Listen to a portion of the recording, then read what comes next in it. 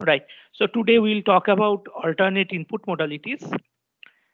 And by alternate input modalities, I mean eye gaze tracker, head movement tracker, gesture recognition, and hand finger movement tracking technology. For each of these tracking technology, we will mostly stay at the block diagram level, and I will explain the underlying sensing and machine learning processes. And I will assume that you have some background now from our earlier lectures on signal processing and machine learning.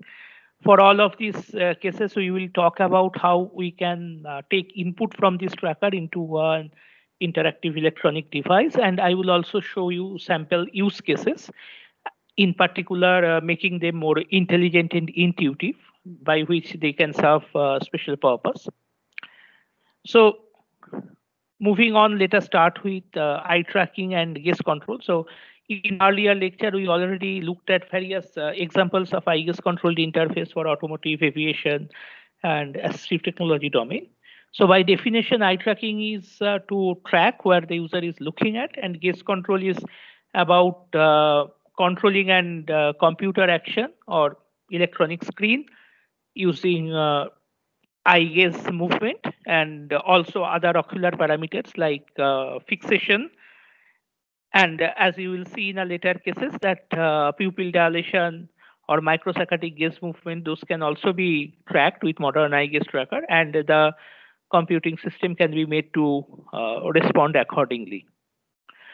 So while we are talking about eye gaze tracking, let me first show you a video. Let's see if it runs here.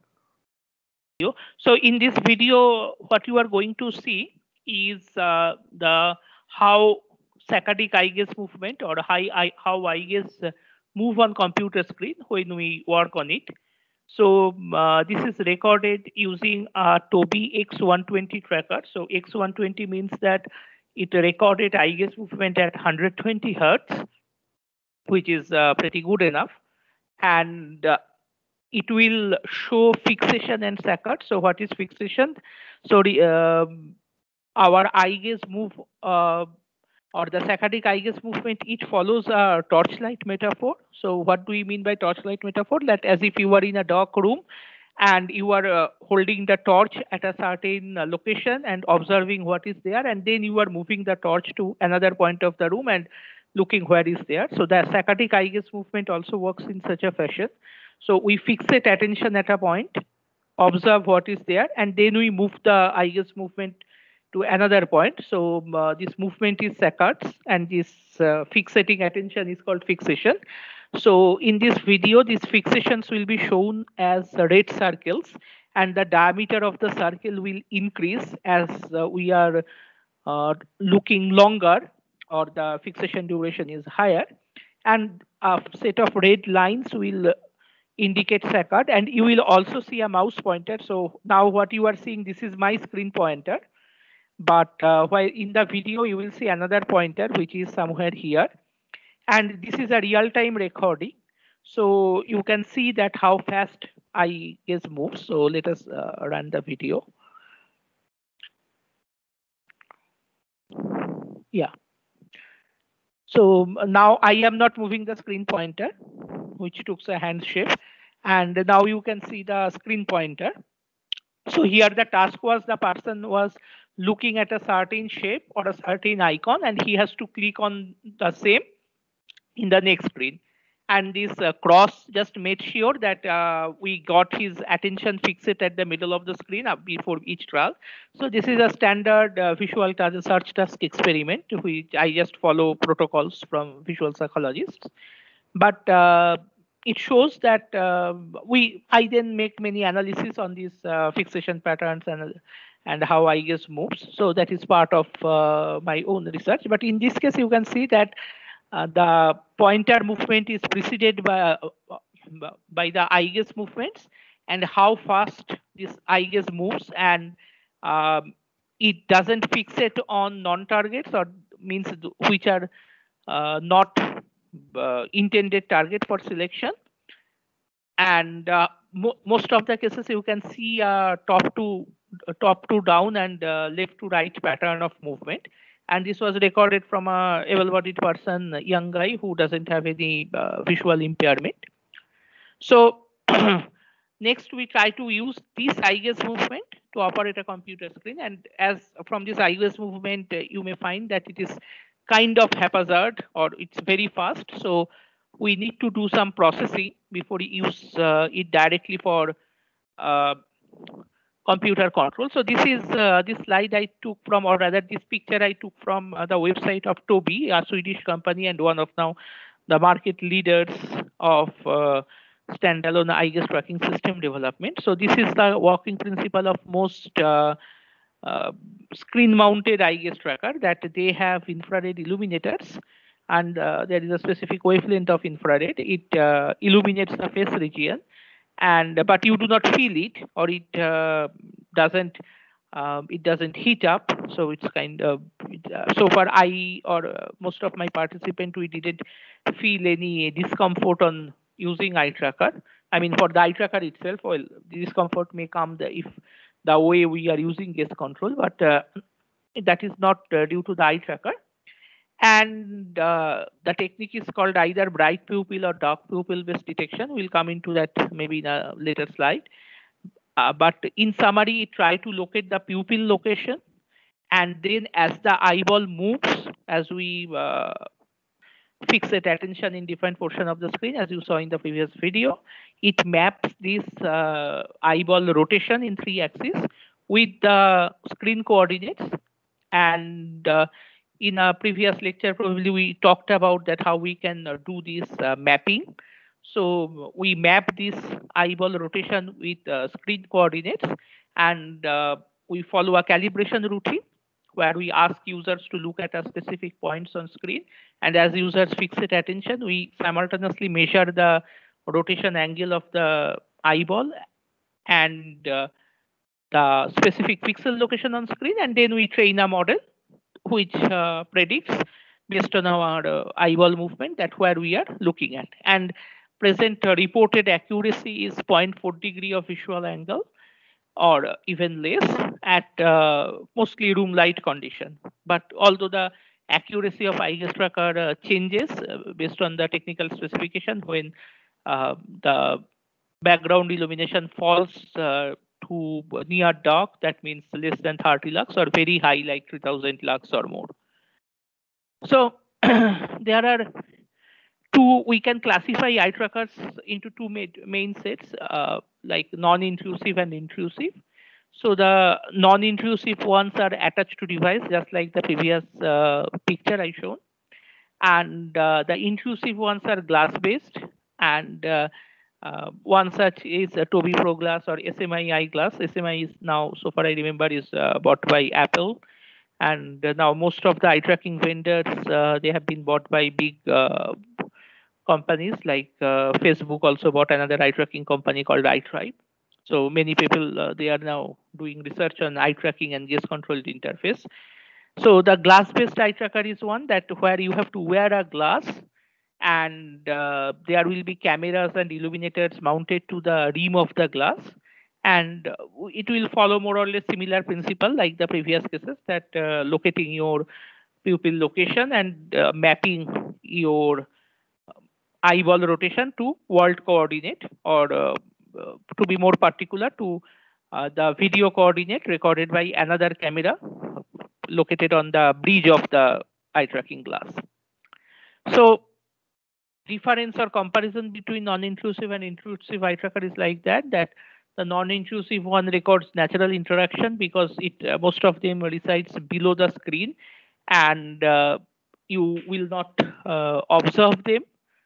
You can just look at the screen and they will non-intrusively record eye gaze movement. But as I mentioned, that they have issues with ambient illumination, and more importantly, since it's a imaging based technology, so there is a finite field of view of cameras. So even though the modern models claim that they can adjust to certain head movement, but still all of them, they have a limited amount of head movement that they can support. On the other hand, the intrusive ones, that you have to wear glasses, but they can support bigger head movement. but still based on the location of the camera, it may stop tracking when your head is taking certain pose. So for example, the Tobii Pro Glasses 2, um, it has the cameras located on the lower rim of a glass. The result is that if you are looking up by tilting your head upwards, your lower uplid comes on the way of the camera, so it stops tracking. But still, all glass-based or intrusive eye trackers support a bigger head movement than the non-intrusive or screen-based one, and the result is they can be used to track eye gaze in small display like mobile phone, where there is now sufficient space to attach another screen-mounted eye tracker, or very large display. Although there are also screen-mounted eye trackers are also available for a very large scale display, but it's easier to use glass-based tracker if your exercise or if your user study involve tracking eye gaze on a bigger display, either electronic or non-electronic. And the way of implementation is one is infrared based, one is video based. By video based, I means it's visible spectrum based, or popularly known as webcam based. And there were early models which are electrode or lens based. In eye tracking research actually dates back to late 18th century, and the very early models were lens based. And interestingly, now also some new products are coming up which are also requiring wearing contact lens for eye tracking, but those have very very limited applications. So the most commercial ones or most popular eye trackers, they are either use infrared illuminators, or they use the visible spectrum without any extra illuminator, and they use the visible spectrum like just a webcam can work. So the infrared based ones are so far they are more accurate, but they need to install trackers, infrared trackers, and uh, you have to buy it separately. Although now the screen mounted trackers are available at as low as $100 or $99. So the first such cheap eye tracker was released in 2010 by this iTribe company, who claimed this $99 eye tracker, and now Tobii and others also follow suit. So even we also bought Tobii 4C or IX series of tracker at 14,000 rupees. On the other hand, the webcam based or video based ones, they are so far less accurate, but they can be made work with existing webcam. But since it doesn't have any external illumination, so if it is the room is completely dark, so then they will stop tracking because the camera cannot see your eyes. Um,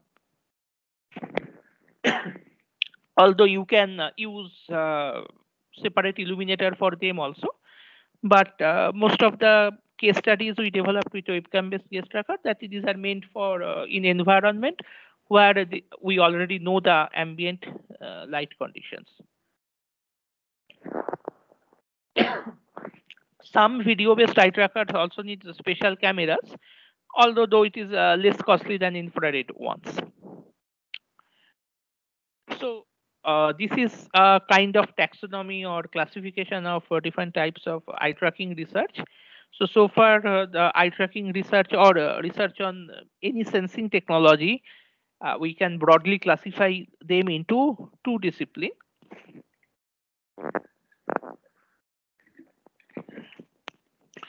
One is developing the sensor or developing eye tracker technology, and that can further be classified to as low cost tracker development, where people are mostly working on convolution neural network that Abhishek was teaching on the other day, using deep learning and convolution neural network to do accurate eye tracking with webcam.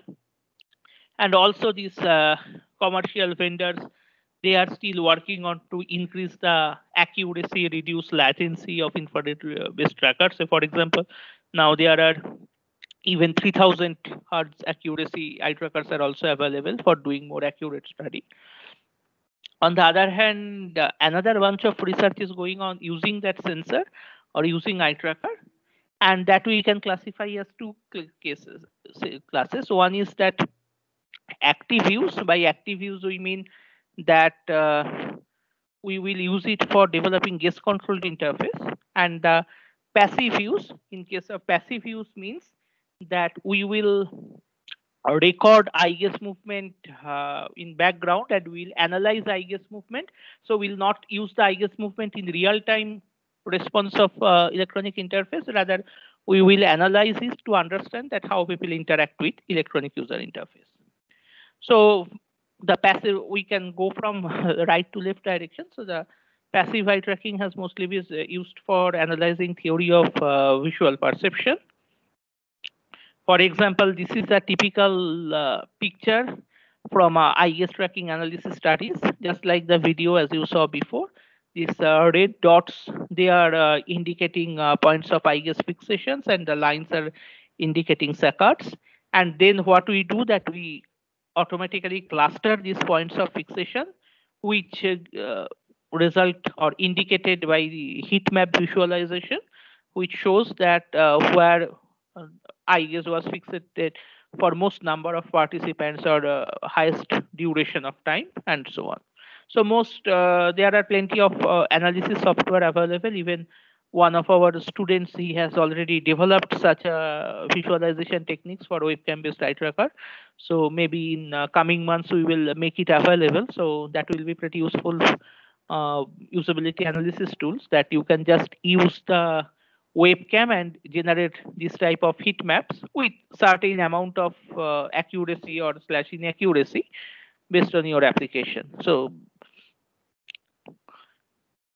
these are a few areas of applications, like finding areas of interest in a display, and analyzing reading behavior, and that is one of the very important use case of eye tracking. So rather, the eye tracking research started with that, and one important outcome is that we do not read letter by letter, but when we read also, we kind of jump from different segments of words. And we also undertook some studies on analyzing reading behavior of students with dyslexia, and we noted that early signs of dyslexia can very easily be predicted with an eye gaze tracker, because students have more backward movement. So if they were usual reading pattern from left to right, they have, for students with dyslexia, we noted a high number of occurrences of right to left eye gaze movement.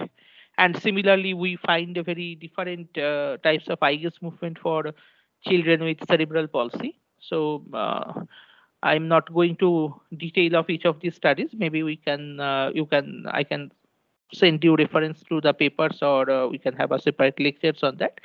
Moving forward, later on we will show that uh, typical type of ocular parameters like pupil dilation and rate of fixations or saccades can also be correlated with affective state of user, in particular estimating cognitive workload.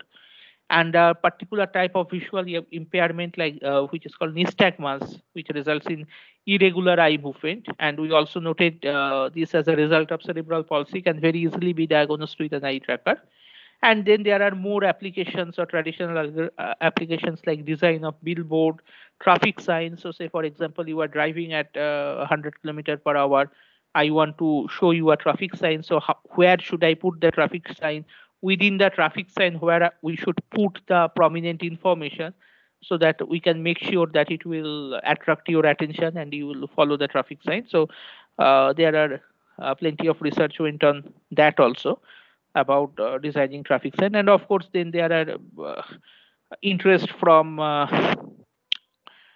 commercial agencies that were to put their advertisement, or how to analyze that one particular product will be mistaken with its competitive competitor's brand, and so on. So later we will move to active eye tracking or gaze control interface. So let's see if this video works. Uh-oh.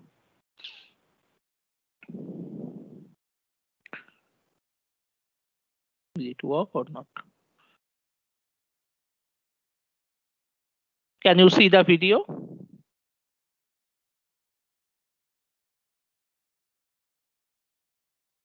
Okay, just 1 second. The video is running, but it's running on a separate window. So for that, I am just changing the sharing settings. Screen number 1. Again, can someone confirm if you can see the video? Not yet. Not able to hear the audio. Can you hear the audio? Hello. No, no. Can you see a screen showing IGS controlled applications? Yes, yeah. Yes, I sir. can see Yes. the screen. Oh, that is the video. Okay, come on. So, okay, let me play the video. Here it is. So the first example is showing web browsing using IGS tracker. So we developed one weather monitoring system.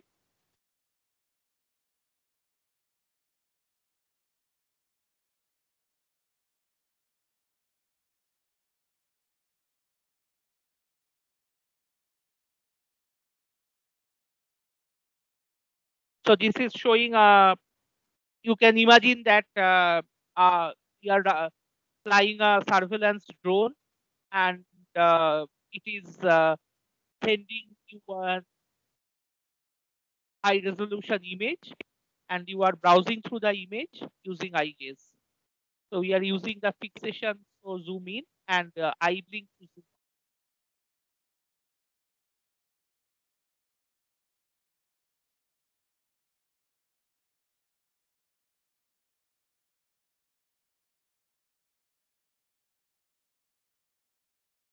So this is the map interaction. So imagine that you are driving and your route map is on a head-up display, and you want to browse to the map without using multi-touch interface. So again, similarly, by analyzing the points of fixation and eye blink, we can zoom in, zoom out, or pan in, move the map.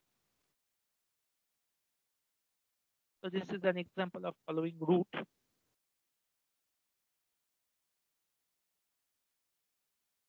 For example, you can also find an application of such browsing for helping musicians to browse through their notations if it is displayed in a electronic screen.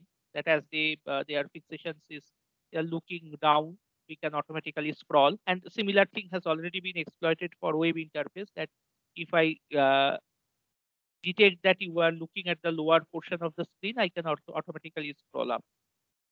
So moving forward. So there are so far we were talking about saccadic eye gaze movement. That means that as we are telling that it can be nicely visualized by this red circles and line or the torchlight metaphor, that you are fixating attention and then you are moving your attention in a different points and again fixating attention to another point. So in most gaze control interface, we leverage the saccadic eye gaze movement. But it is important to note that that is not the only type of eye gaze movement. There are two different types of eye gaze movements also. And visual psychologists, they are already undertaking plenty of research on that. The second type is smooth pursuit eye gaze movement. So the smooth pursuit eye gaze movement is about tracking a moving object. So you can think about a table tennis match where two players are playing and the ball is constantly moving. So that time the eye gaze movement is not explained by these fixations and saccades. Rather, there is a continuous or smooth pursuit of tracking these moving objects. And modern eye gaze tracker, they can also track such smooth pursuit movement. And the third type of eye gaze movement, there are other types of eye gaze movements also. There are like different types of microsaccadic gaze movement. We'll not go into details of that. And the third type of eye gaze movement is vergence or the 3D movement. So here you are not tracking any moving object, neither you are moving your eyeball, rather you are keeping your eyeball fixed, but just by you can fixate attention at different depth, or you can fixate attention at different level of z-axis. And this is pretty relevant for drivers. Say you have to, when you are driving, that you can fixate attention on the interactive HUD in front of you, or you can fixate attention at a truck which is coming from a far away distance. And while driving, we continuously use this Vergence movement. So these are the two different eye gaze movement, and most uh, uh, state of the art eye gaze tracker, they now return all the XYZ location. So the Z location you can use for measuring Vergence movement, that with respect to a world coordinate system, you can measure that where the person is fixating attention. So, as we looked at different types of gaze control interface, some of the issues are strain, accuracy, and the selection. So, strain means that our eyes are not meant for direct controlling user interface. Rather, they have been evolved as an automatic phenomenon that, or unconscious phenomenon that we can look at anywhere we want. But when we are using it for conscious control, that can give strain, and also it can result in fatigue of muscles near the eye region. And in one such paper, which I am not sure if it is yet published, but I reviewed that one person with ALS who is dependent on eye tracking technology for everyday activity, he reported such strain, although I haven't found much reported study on strain, but from a personal experience, when we are developing eye tracking technology, we noted that uh, as developers are working continuously on gaze control interface technology, that it result in the fatigue of muscles. So the solution is we look at case studies where we need not to use IES controlled interface for a long duration, say for example, our aviation or automotive use cases, or we augment IES tracking technology with other available modalities that IES tracking work as one of many modalities. Plus, we also developed user interfaces where we can reduce IES movement. So if you remember in the state space search lecture, we talked about a virtual keyboard design where we use genetic algorithms to reduce the IES movement. And one of its side effect was that it can also reduce strain by reducing the total task completion. Second is accuracy. So although the declared accuracy of most eye gaze tracker is 0.4-degree visual angle, but for many practical application, the accuracy is rather less, and also the accuracy is much less for webcam-based eye gaze tracking. So on those cases, still research is still going on improving machine learning techniques to improve accuracy. And the last thing is selection. So what does it mean? That say when we use any direct manipulation user interface, there are two types of interaction. One is the pointer movement. That means I am moving the pointer from here to here. And then the selection, which I am doing by clicking a button or tapping on my touchpad. So in case of eye gaze controlled interface, I can move a pointer based on eye gaze, but how to actually select it?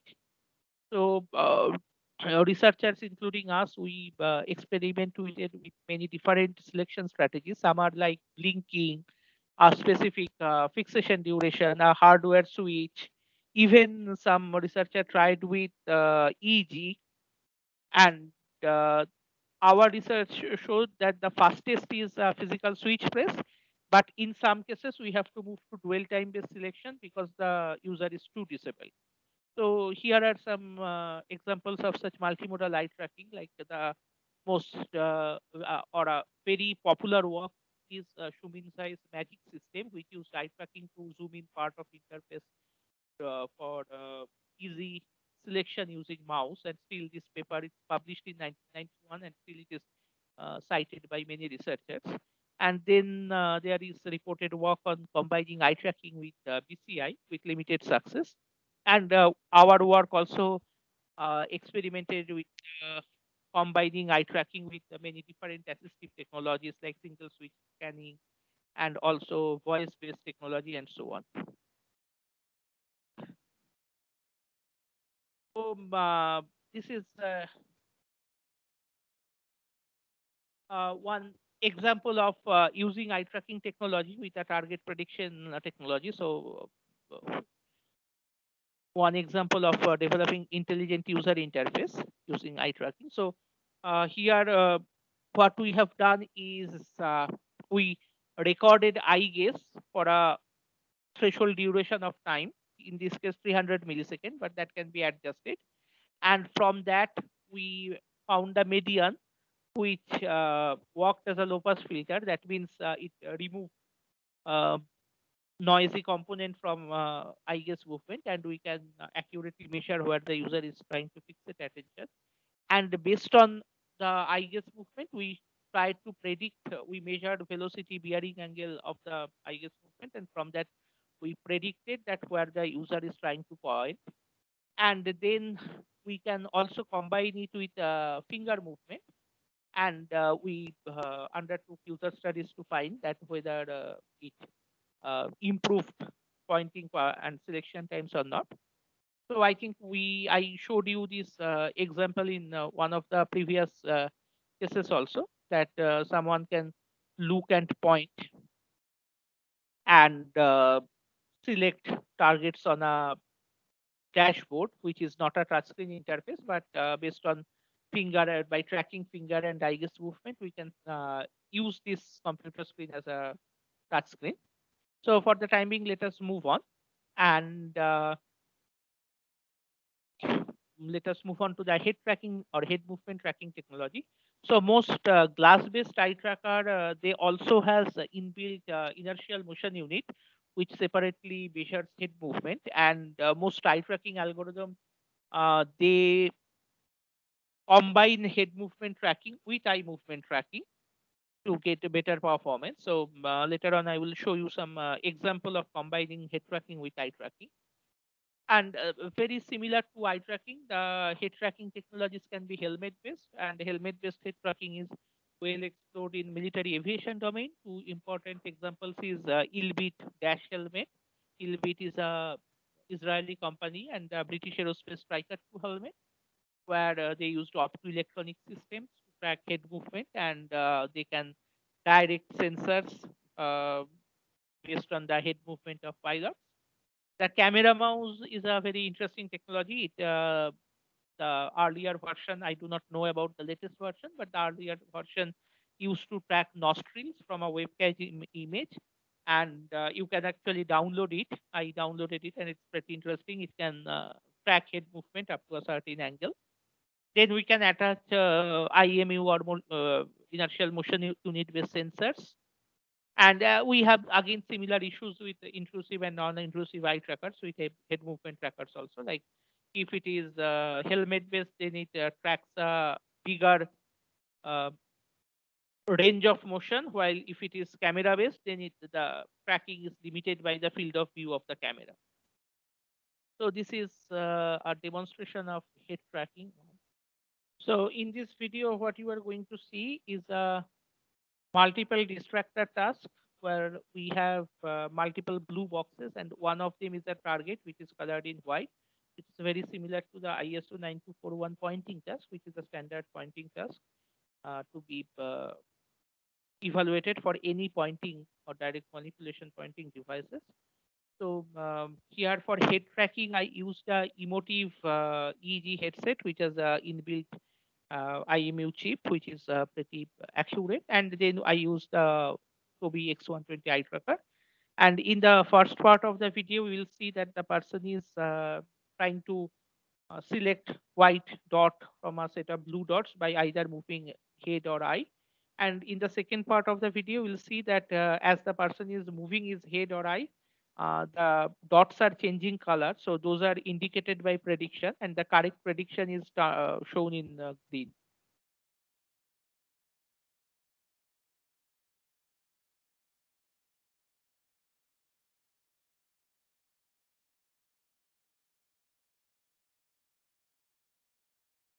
So for the head tracking, the selection was done using uh, eye blink, and that was a dry electrode eye gaze tracker.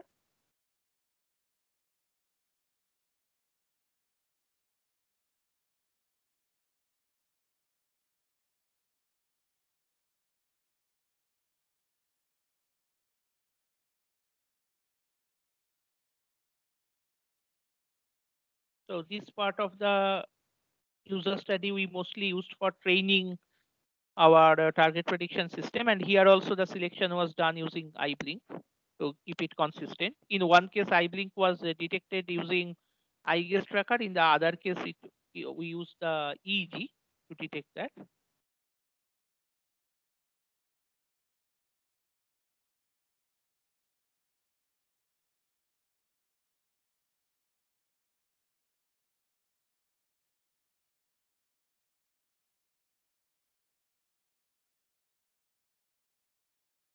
And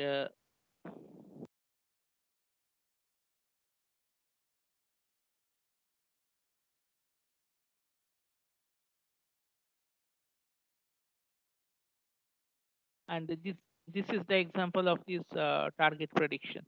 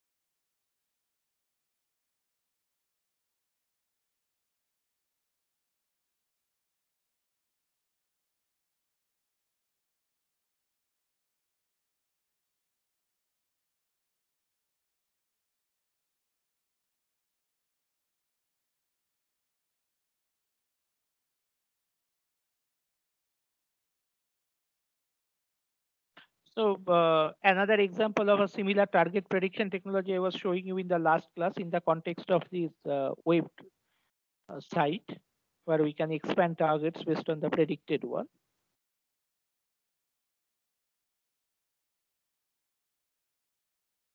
Anyway, so let us move to the slides. So next we will spend a few slides on gesture recognition, which is another popular input uh, um, computer input method. So this is the definition of gesture, and popular to contrary belief that gesture recognition only means uh, classifying or detecting a specific type of gesture like a certain movement. There are uh, three different types of gesture. So the most popular one is the semiotic gestures. You can remember this old days, these naval semaphores in which people communicate from large spaces, either in mountainous regions or in sea using semaphore. So similar technology now has been used for this pinch gesture or circle gesture. Some of them are can be automatically detected by lip motion types of trackers.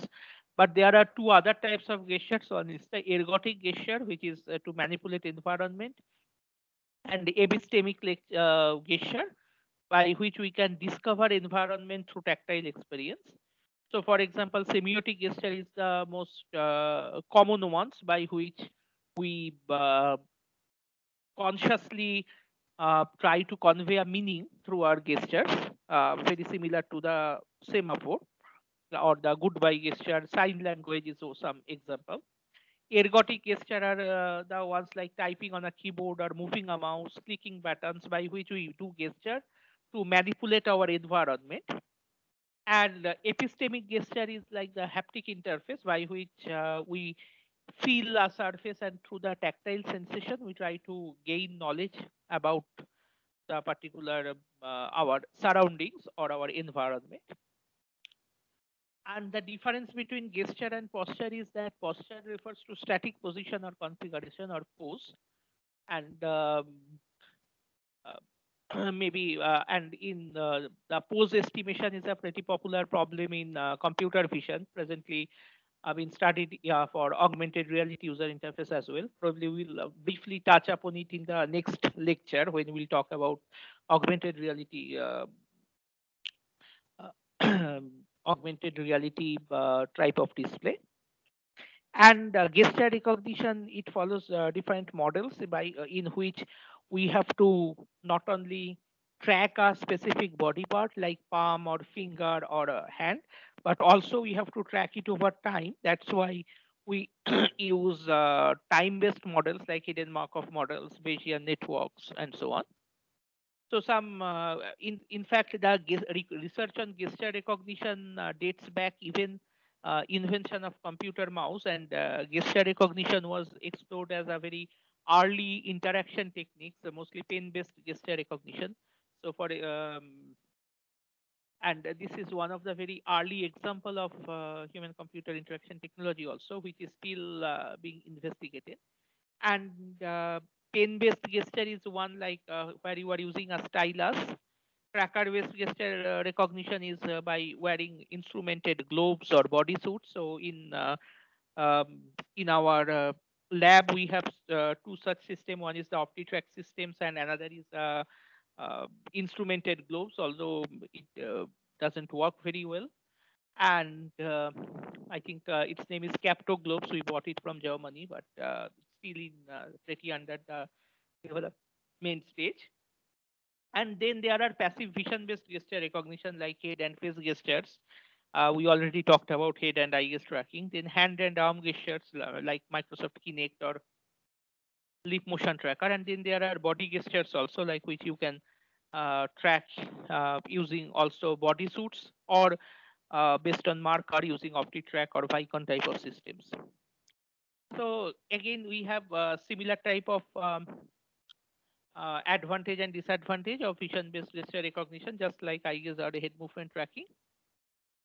And the main challenge where research concentrates is on the efficiency, like what will be the frame rate, the accuracy by which we can keep on tracking a hand gesture, because the natural hand movement is very fast. And we actually did some user study in which we asked the user to touch a touch screen, and we try to track it using a lip motion sensor. And it was interesting to note that in almost 90% cases, the lip motion failed to track the finger movement because the finger was not constantly within its visual field.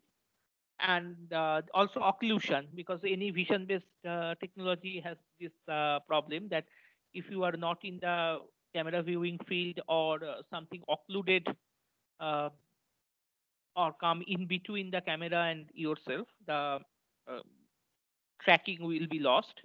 So this is the very basic block diagram of any gesture recognition system, that it starts with sensor processing. Then we do feature engineering or extract feature. And in the last lecture on CNN, you can see that it can be automatized using CNN. So most vision-based gesture recognition system, they use similar technology.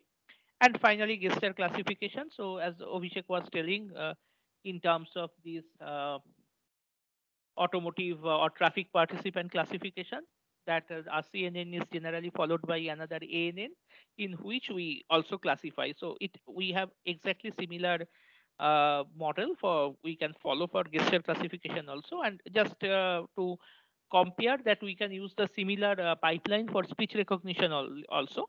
And the difference will be that instead of video frame, we will process acoustic signal, but the feature extraction and word classification will be very same. And we can use also similar algorithm like template matching for recognizing word.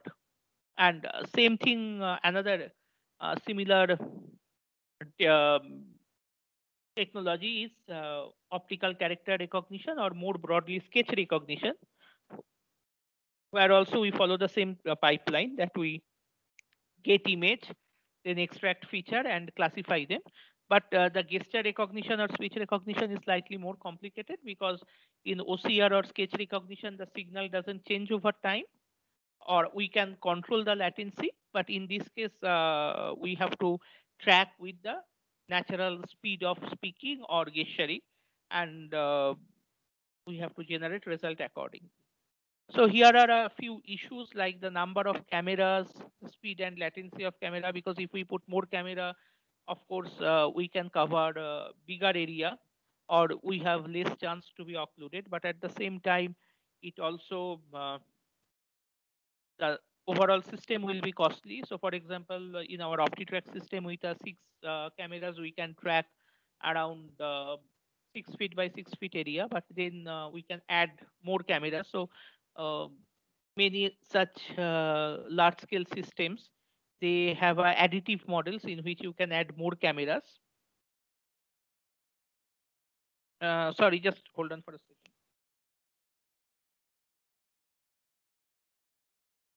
Yeah, who is it?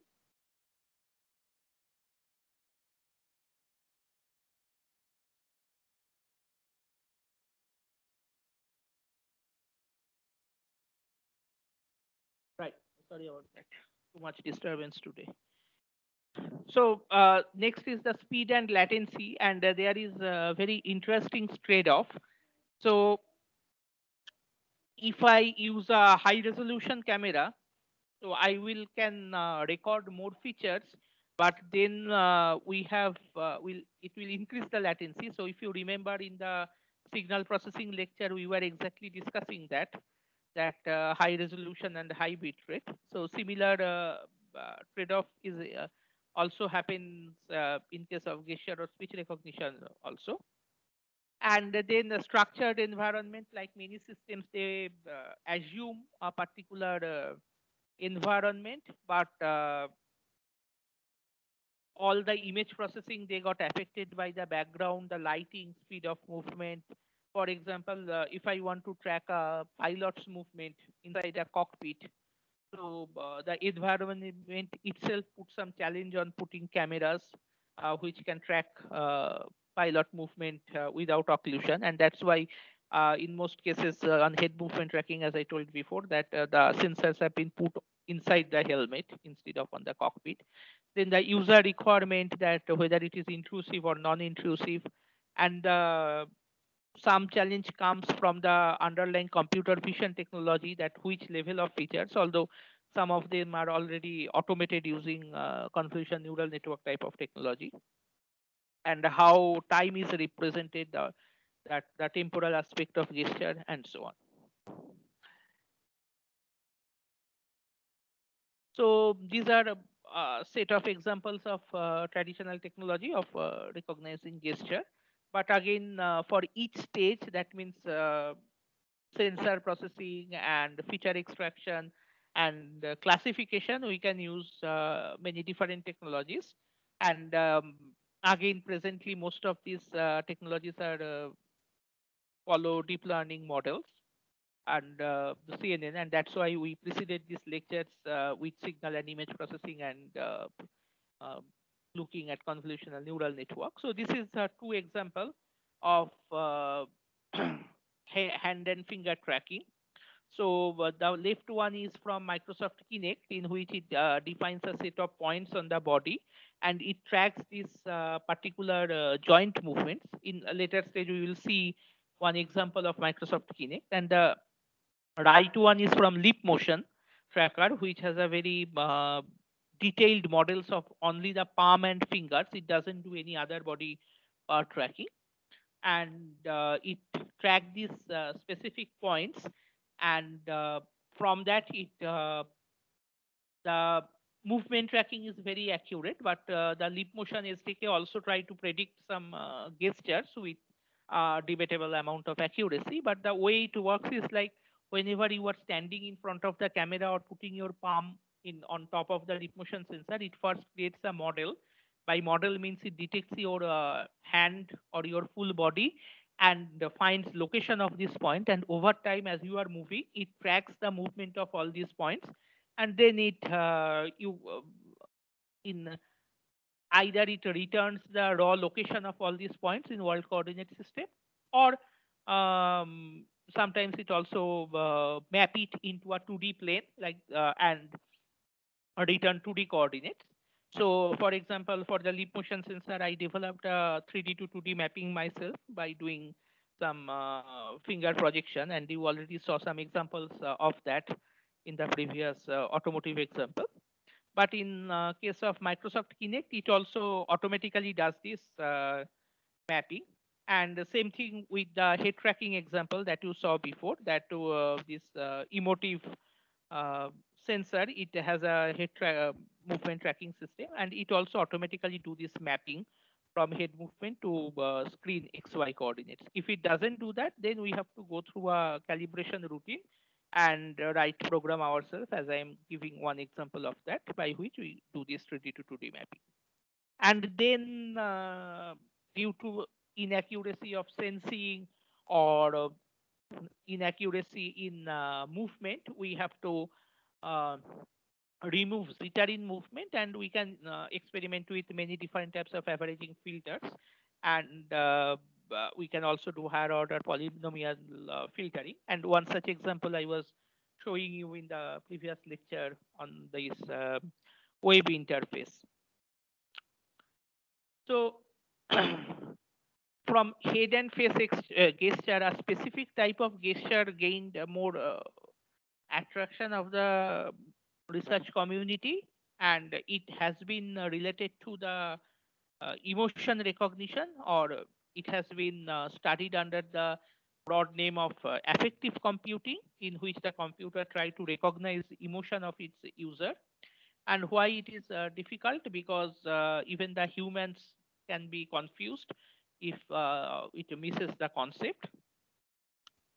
So emotion categorization, there are two basic scale of emotion categorization. One is scale in which we map emotion into one of 6 classes, while in another case we just map emotion into 2 scale defined by valence and arousal. That means it only measure whether we have positive or negative emotion, and the uh, amount of that, or the amplitude of the emotion. And why it is important, that in some cases, say when I am uh, trying to estimate cognitive load of a driver or pilot, I really need not to distinguish between the angry state or a bored state. I only need to know whether the guy is in a positive or negative state, and how much uh, the arousal level, because that will be good enough for me to take a decision that whether this guy is fit to drive or fly at this point.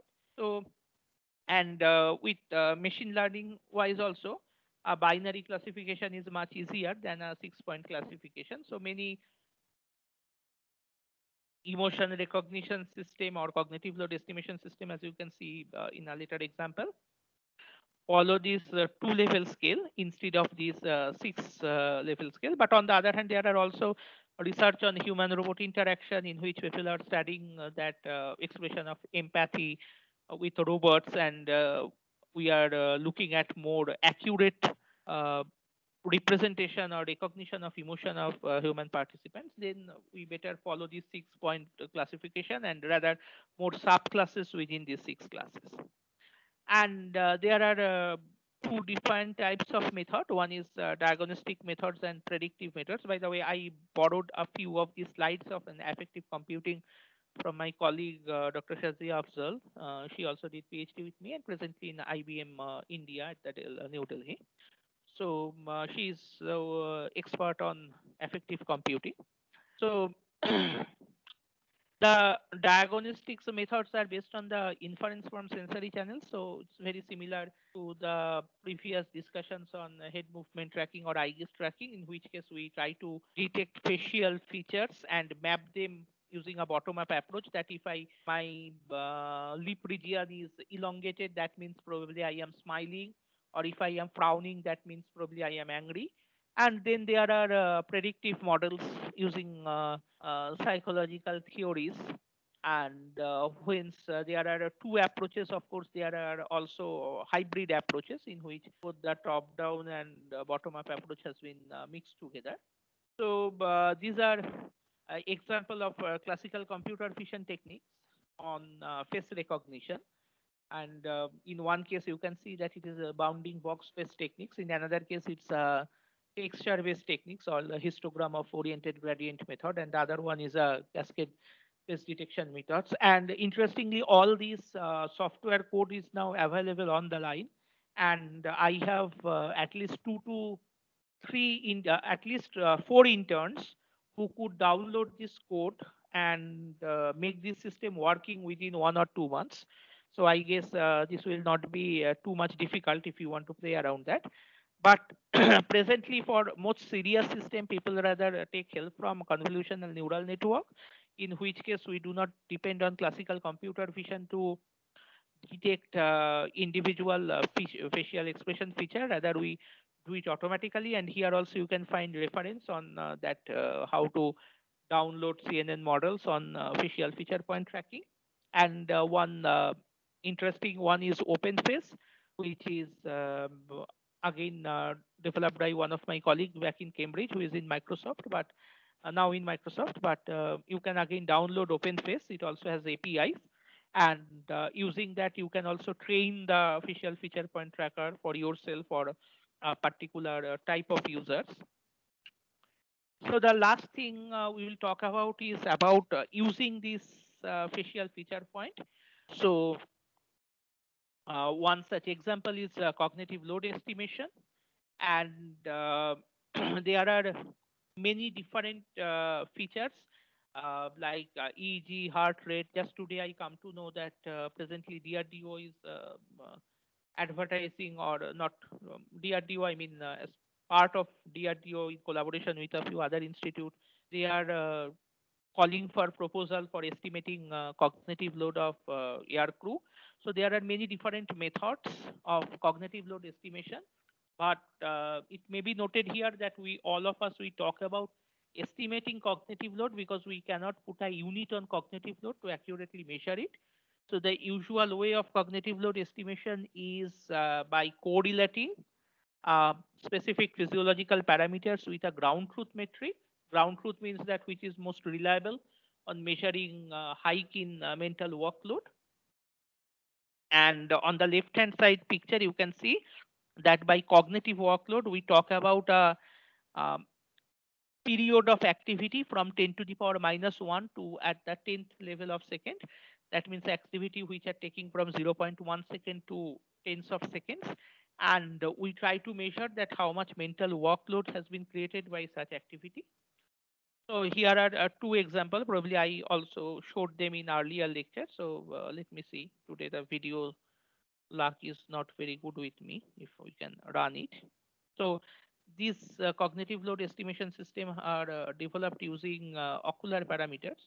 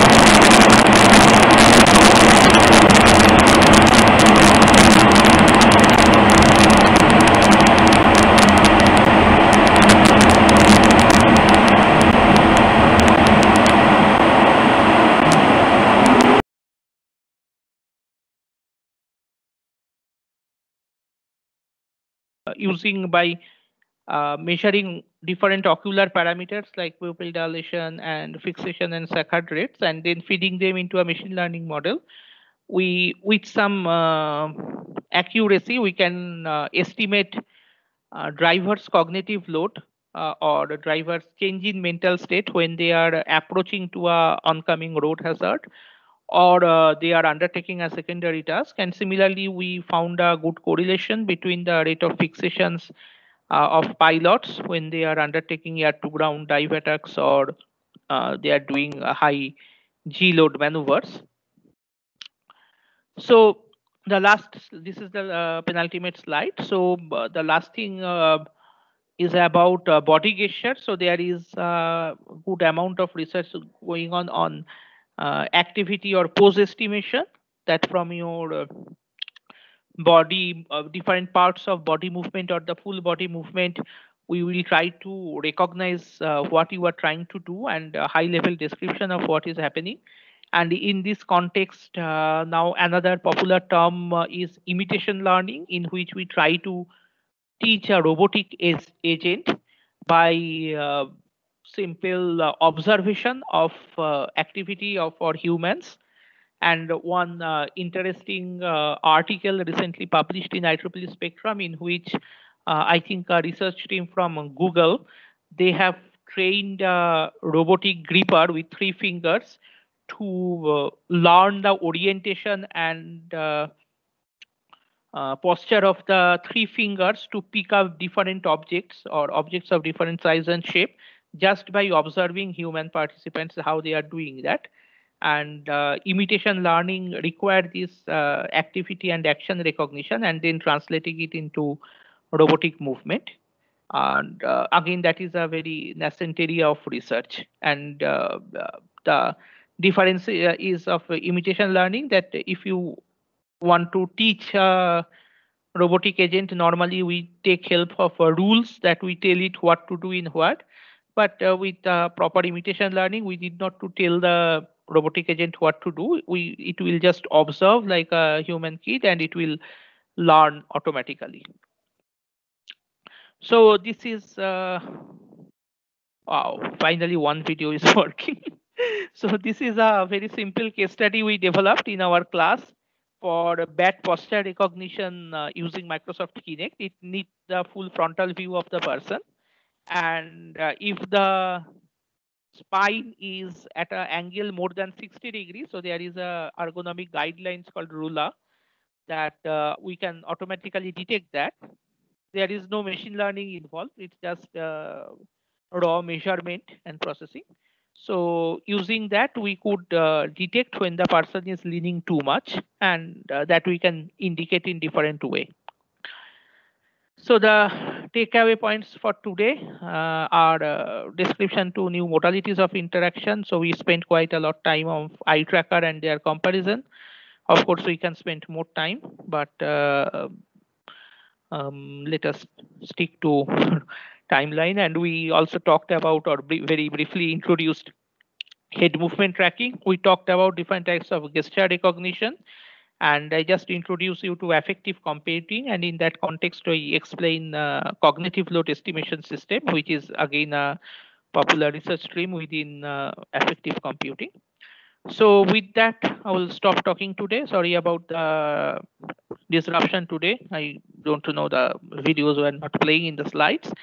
And in the next lecture, we'll talk about display technologies, which will be complementary to today's lecture. So with that, I will stop talking. And if you have any question, please feel free to ask.